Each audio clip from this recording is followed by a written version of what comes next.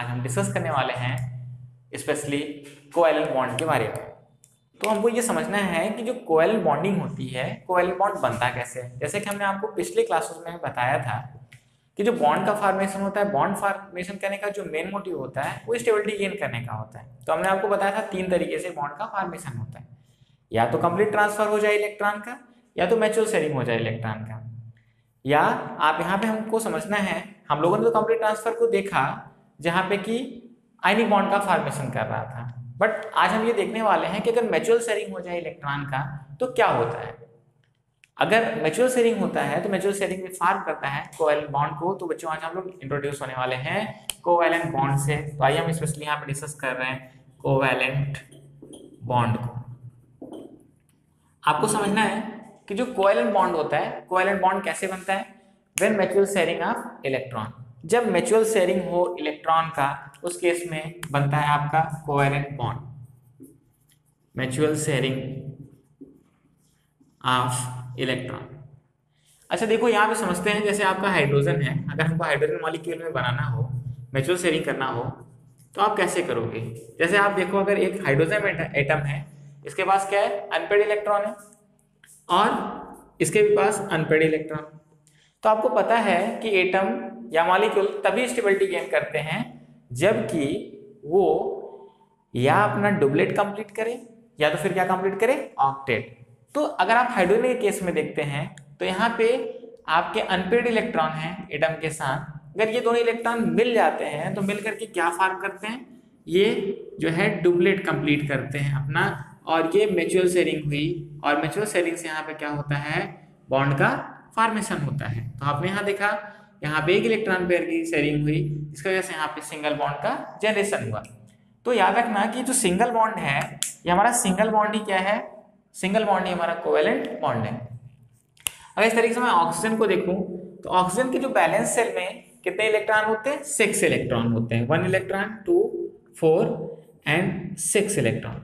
अगर मैं oxygen molecule की बात करूं तो यहाँ पे अगर दो हमारे ऑक्सीजन के मॉलिक्यूल होते हैं, दो एटम होते हैं सॉरी ऑक्सीजन के, तो यहाँ पे देखो क्या करता है, ये अपना ऑक्टेट कंप्लीट करता है। जैसे ही ऑक्टेट कंप्लीट करता है तो 8 इलेक्ट्रॉन इनके पास और 8 इलेक्ट्रॉन इनके पास हो जाता है, जिससे कि स्टेबिलिटी गेन करते हैं। और आपने देखा यहाँ पे 2 इलेक्ट्रॉन पेयर की शेयरिंग हो रही है, जिसकी वजह से यहाँ पे क्या बन रहा है, डबल बॉन्ड का फॉर्मेशन हो रहा है। ये क्या, कौन सा बॉन्डिंग है आपका, ये भी आपका कोवैलेंट बॉन्ड है। अगर हम थर्ड एग्जांपल की बात कर लें, थर्ड एग्जांपल में अगर हम ले लेते हैं नाइट्रोजन मॉलिक्यूल को, अगर हमारे पास N2 मॉलिक्यूल हो, N2 मॉलिक्यूल हम ले लें, ये हमारा O2 मॉलिक्यूल था, ऑक्सीजन था हमारा। अगर मैं N2 को लूं तो नाइट्रोजन के बैलेंस शेल में 5 इलेक्ट्रॉन होते हैं, कितने इलेक्ट्रॉन, 5 इलेक्ट्रॉन। हम अगर इसको रिप्रेजेंट करते हैं तो 1 2 3 4 5 मॉलिक्यूलर फॉर्म में है। मॉलिक्यूलर फॉर्म में होने से यहाँ पे कितने नाइट्रोजन होंगे, 2 नाइट्रोजन होंगे। तो हम यहाँ पे लेते हैं अगला नाइट्रोजन एटम रखते हैं, इसके बैलेंस शेल को हम डॉट स्ट्रक्चर से रिप्रेजेंट करते हैं।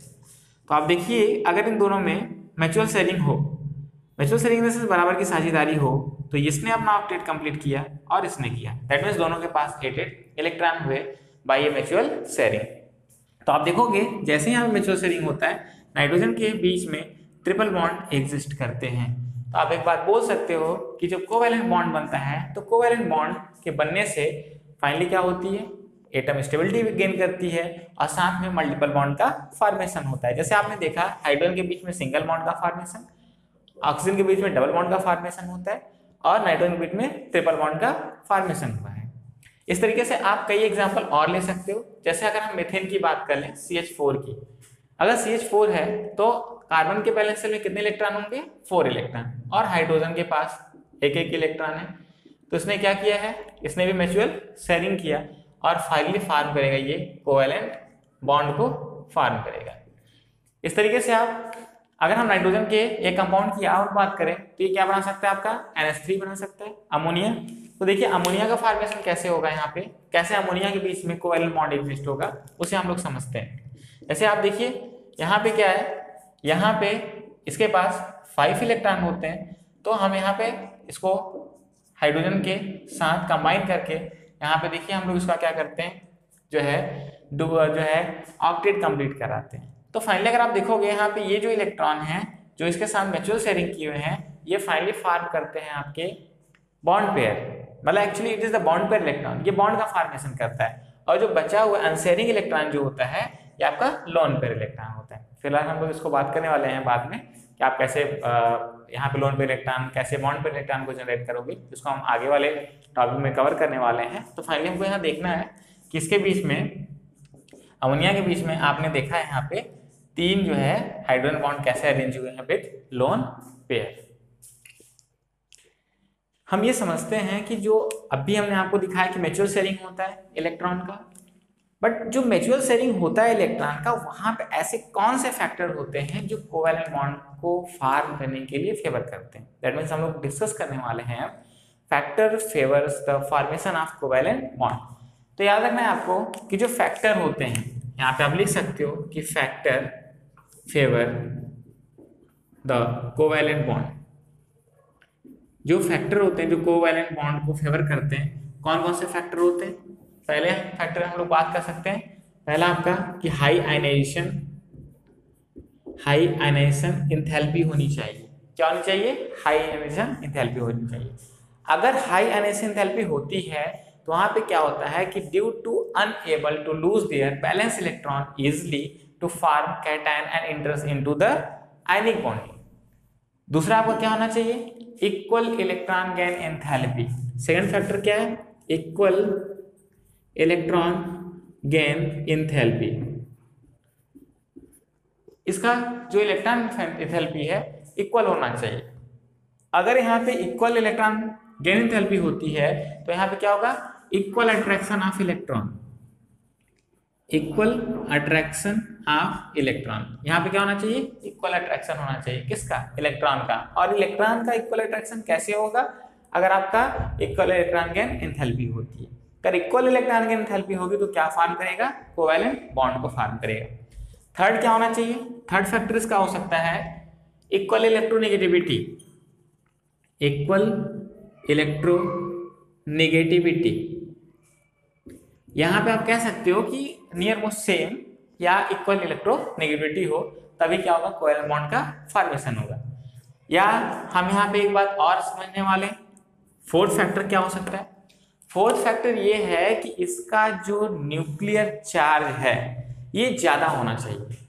ऐसे स्पीसीज जो कोवैलेंट बॉन्ड फॉर्म करने वाले हैं उनका हाई न्यूक्लियर चार्ज होना चाहिए। हाई न्यूक्लियर चार्ज के साथ साथ उसमें स्मॉल इंटरन्यूक्लियर डिस्टेंस होना चाहिए। क्या होना चाहिए? Small internuclear distance. तो याद रखिएगा, जिसको हम लोग नोट डाउन करते हैं कि हाई न्यूक्लियर चार्ज, यहाँ पे इसका हाई न्यूक्लियर चार्ज होना चाहिए। और क्या होना चाहिए? Small intermolecular distance. Small intermolecular distance. अब हम पांचवें फैक्टर को डिस्कस करने वाले हैं जो फेवर करता है कोवैलेंट बॉन्ड को।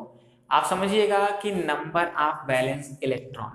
बेटा हमको ये समझना है कि जो नंबर ऑफ बैलेंस इलेक्ट्रॉन होते हैं वो कैसे इसको फेवर करते हैं। तो हम यहाँ पे नोट आउट कर सकते हैं कि नंबर ऑफ बैलेंस इलेक्ट्रॉन।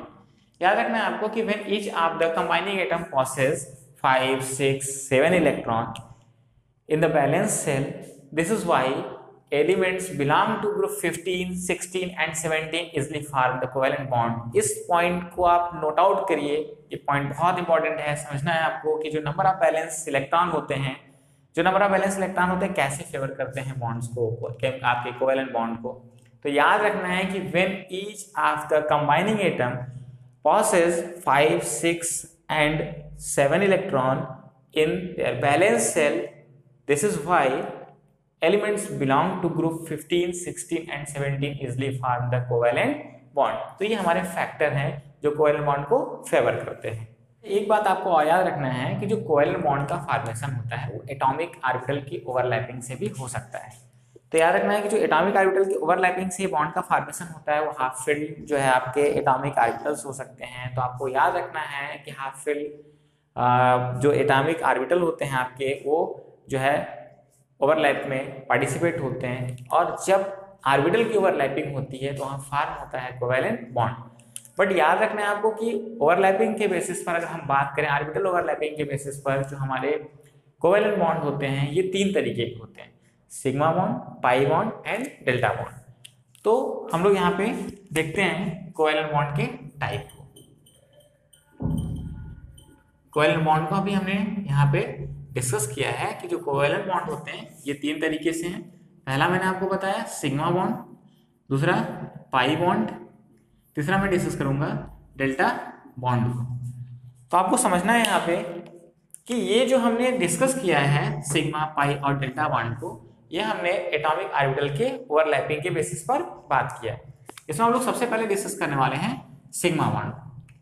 हम समझते हैं यहाँ पे कि जो सिग्मा बॉन्ड होता है, सिग्मा बॉन्ड का फॉर्मेशन कैसे होता है।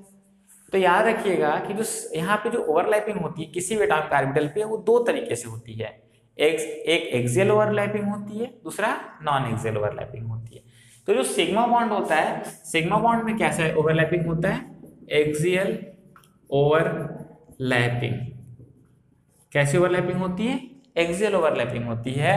तो समझना है आपको यहाँ पे कि एक्सियल ओवरलैपिंग है, या आप कह सकते हो यहाँ पे एक्सियल ओवरलैपिंग के अलावा आप यहाँ पे कह सकते हो कि ये फाइनली जो ओवरलैपिंग करते हैं ये हेड ऑन ओवरलैपिंग करते हैं, हेड वाइज ओवरलैपिंग होती है। यहाँ पे अगर हेड वाइज ओवरलैपिंग होती है, एक्सियल ओवरलैपिंग होती है, ऑन द एक्सिस ओवरलैपिंग होती है, तो फाइनली आपका क्या फॉर्म करता है, सिग्मा बॉन्ड करता है।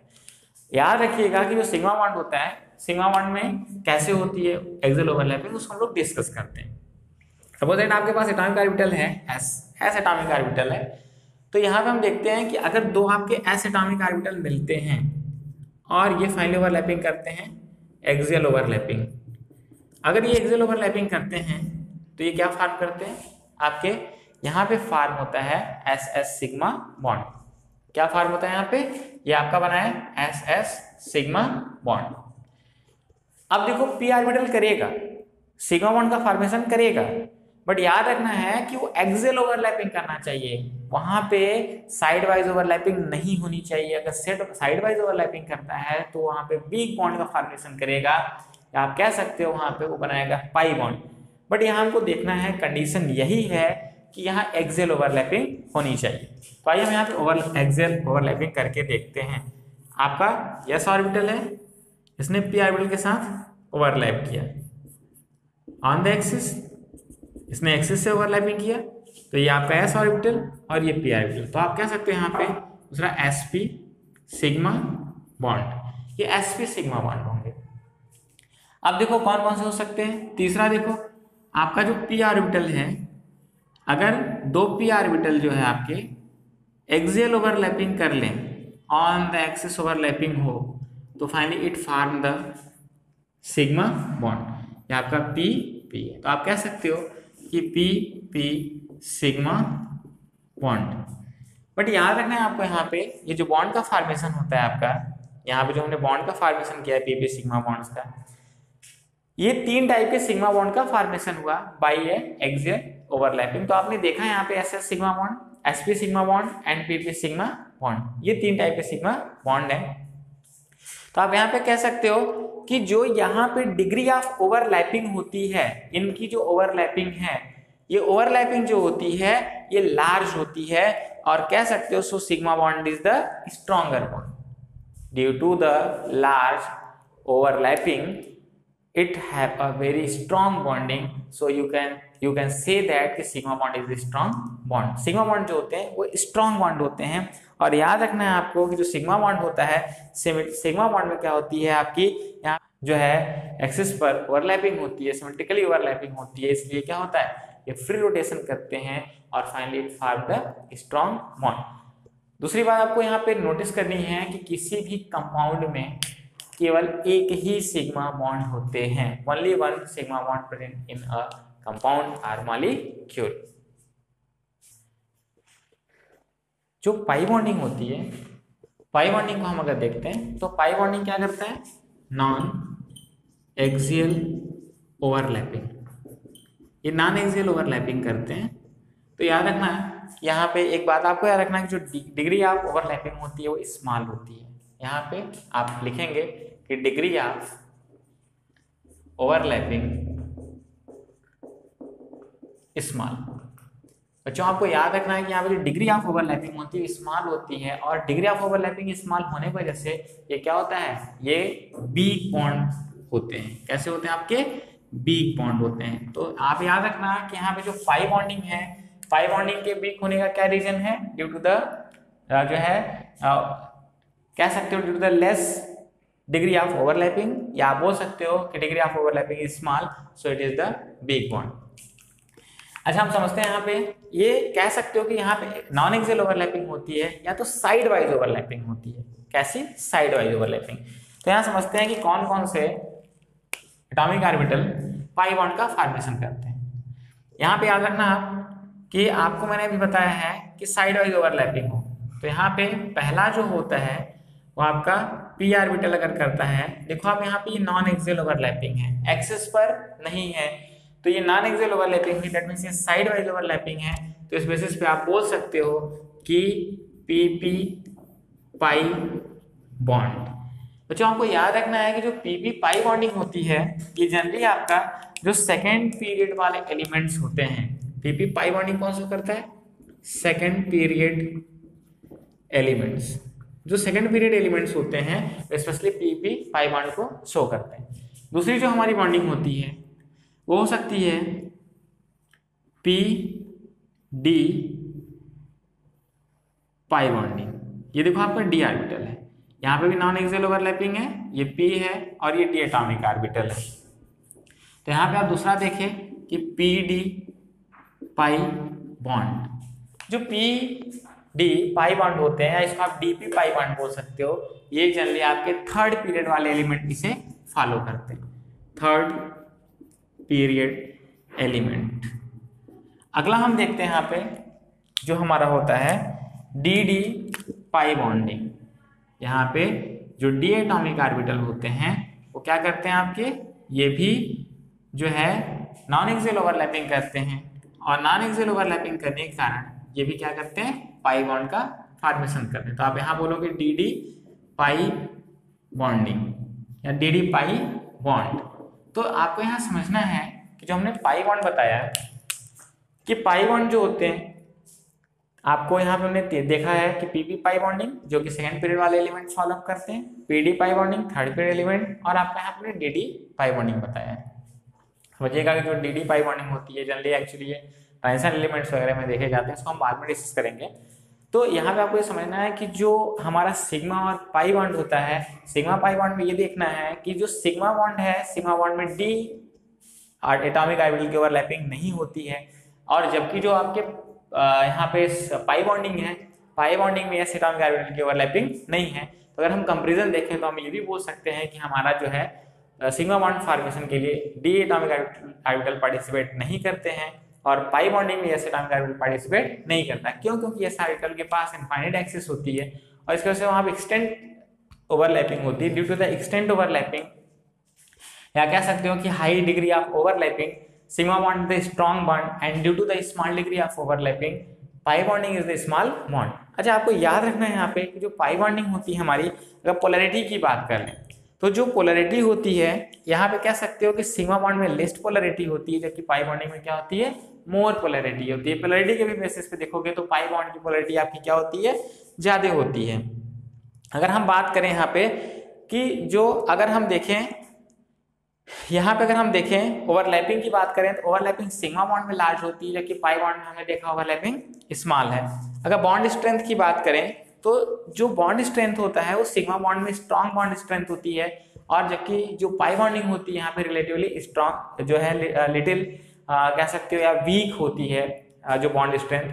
अच्छा आपको एक बात मैं आपको समझाना चाहता हूँ कि जैसे मान लिया आपके पास कोई कंपाउंड है ए बी, इनके बीच में अगर ए और बी के बीच में सिंगल बॉन्ड है, सिंगल बॉन्ड प्रेजेंट तो एक सिग्मा बॉन्डिंग होगी। अगर इन्हीं ए बी के बीच में अगर दो बॉन्ड एग्जिस्ट करते हो तो एक सिग्मा बॉन्ड और दूसरा पाई बॉन्ड होगा। अगर यहाँ ए और बी के बीच में ट्रिपल बॉन्ड एग्जिस्ट करता हो तो एक सिग्मा बाकी पाई बॉन्ड होगा। तो याद रखना है आपको कि only one sigma bond can exist in a compound while others bonds are the pi bond. अब हम लोग आपको अगले टॉपिक में डिस्कस करेंगे।